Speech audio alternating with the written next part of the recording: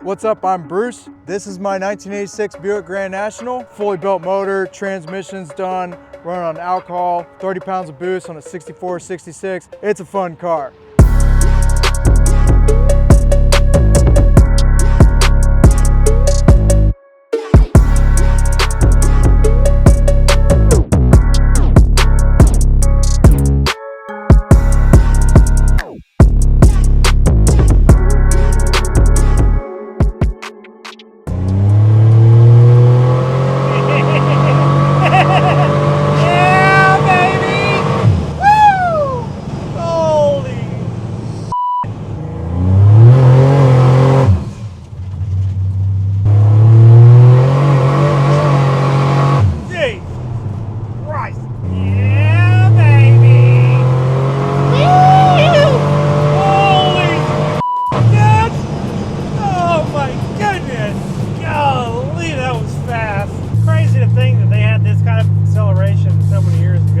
Especially with the V6. In the era in which this car was popular, you know, what dominated the market? Your big V8 motors, right? Yep. But this car would keep with them step for step. This car was faster than the Corvette, the 5.0 Mustangs back then. And it was the fastest production V6 in the world for many, many years. Many years, whenever it was built, right? Yeah, for those that have been watching this channel for a while, you already know that I have this car. Last time I was on here, I mentioned selling the car, and then I was gonna get rid of it. Selling the car? And it was what? Because it was time for me to move on, you know, like, and then I slept on it for a while. I was really close to selling this car, and I just wanted to put it out there that I'm not gonna sell this car. And in fact, if you're watching this video and you don't have one of these, you should probably go out and buy one of these pretty soon because they're only gonna go up in value. Yeah, Kendrick Lamar just recently dropped his album GNX back in November of 24, and it already kind of increased the popularity of these cars. And then the Dutch Boys and Ring Brothers debuted their Grand Nationals in the 24 SEMA show, and those got a lot of attention on social media. So these cars are, I feel like these cars are kind of on the comeback and they're more relevant. People are discovering them. They're only gonna get more valuable as time goes on. So right now, no matter what, if you get one for a decent price, it's gonna be a good investment. Modified or not, I wouldn't really worry about that with these cars. I would buy one that's been modified. Honestly, someone's already spent the money for you because there's a lot of things that you want to update with these cars when you buy them anyways. You want to put a performance fuel pump in it. Really, you want to overbuild the fuel system on these. You want to overbuild the coolant system on these to keep them cool. Make things more efficient with a better intercooler and a better torque converter and build the transmission up.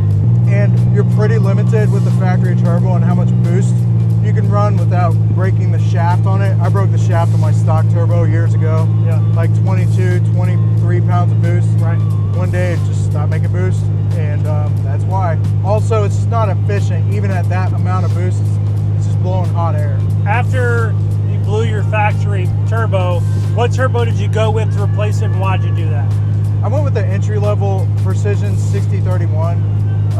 I went with it because at the time it was only a $600 turbo, and it was a huge performance gain for where I was at. It wasn't a ball bearing turbo, but it had a 360-degree thrust bearing on it, so it was nice. It had a little bit bigger exhaust housing on it. That was nice. For what I was doing back then, it was perfect for a street car making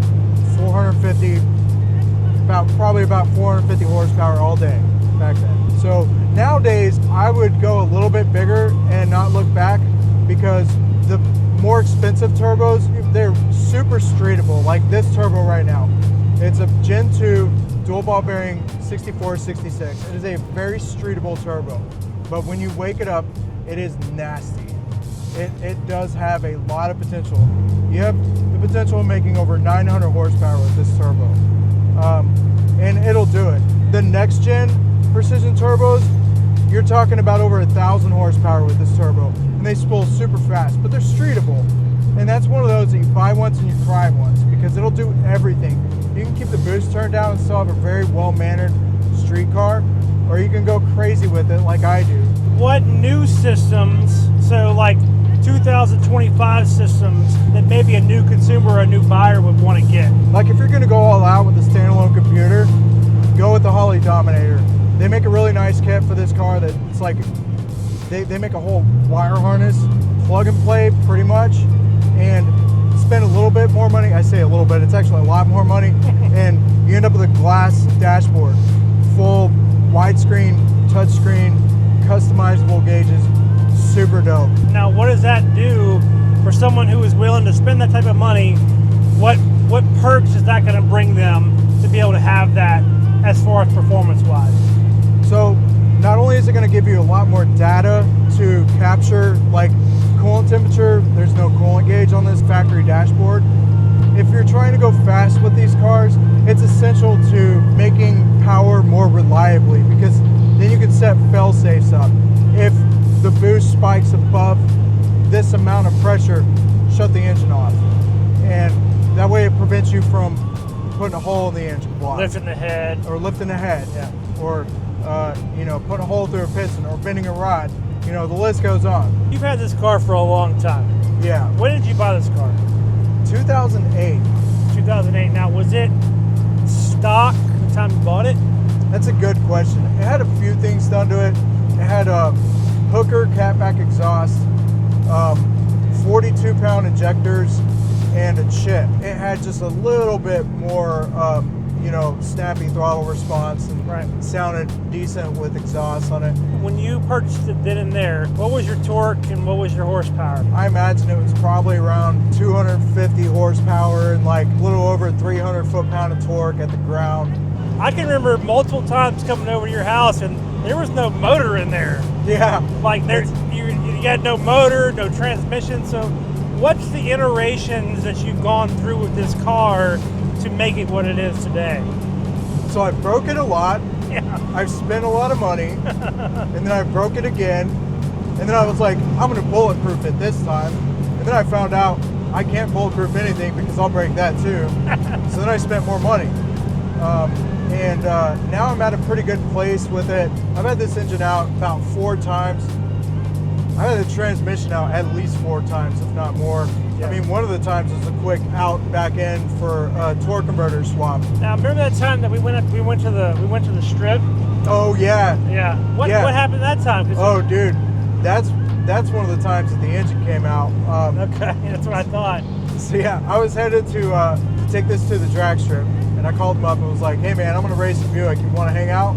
On my way there, I shredded the serpentine belt, and I called him up and I was like, "Hey man, I need help. Can you go grab a serpentine belt from the store, and like bring it to me and stuff?" And he brought me a belt, slapped the belt on, finished driving to the track. The first pass and only pass that I made that day, this was on an 8th mile track.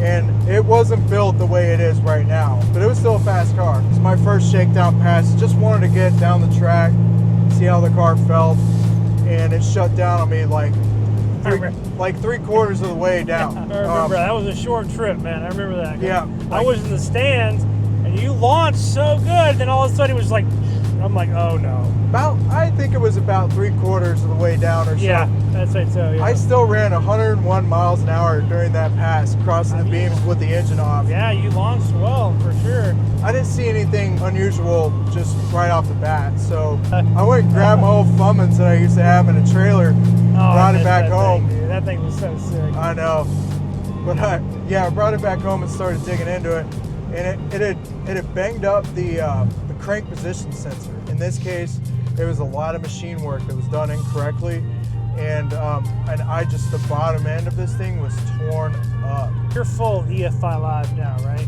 Yeah, I'm Fast XFI. It's still old school technology to today's standards. Right. We have way better standalone computers out nowadays. What is the benefit of going with your automated electronic fuel injection and the computer systems that go along with it that you have in this car that have saved you from potential hazards? What's the benefit of that? Why should they spend the exorbitant amount of money, and how does it benefit them in the long run? That's another great question. Like the factory computer is just old school technology. It's slow. It doesn't read all the information and data happening at the engine as fast. you know, you're relying on a lot of these old electronics, the contact points on the actual circuits on the motherboard. You're relying on that every time you go wide open throttle to translate that data correctly. And if it fails, then sometimes that could mean that you have engine failure. Right. Maybe it doesn't provide the right amount of voltage to your fuel injector, or that fuel injector driver fails, and all of a sudden your cylinders are running lean, but you're running 25 pounds of boost on a big turbo. There's nothing that's going to save you. Bad things are going to happen on the inside of that engine. Right. And that's just that. So the other reason I'd say is because you can monitor your data way easier with an aftermarket computer. So you can see if like this, for example, this dashboard, there's no coolant temperature gauge on this. So you don't even know if it's overheating or not. Right. You know, now with the Fast XFI, it's nice that I have this because I can see, okay, I'm at 166 degree coolant temperature right now. I know I'm good. Yeah. I can also see all kinds of different data right there at my fingertips. I can also change the tune that I'm on right at my fingertips if I have a more conservative tune or maybe a more economical tune. Right. And can you do live tunes, or do you have to shut the car off and then restart? If I have a computer hooked up, I can tune it live and make adjustments. Okay. You are looking at like kind of a big initial investment into one of the aftermarket computers. You know, to get something that's decent, you're looking at minimum $1,500. But you know, like I like to say, you buy once, you cry once. Right.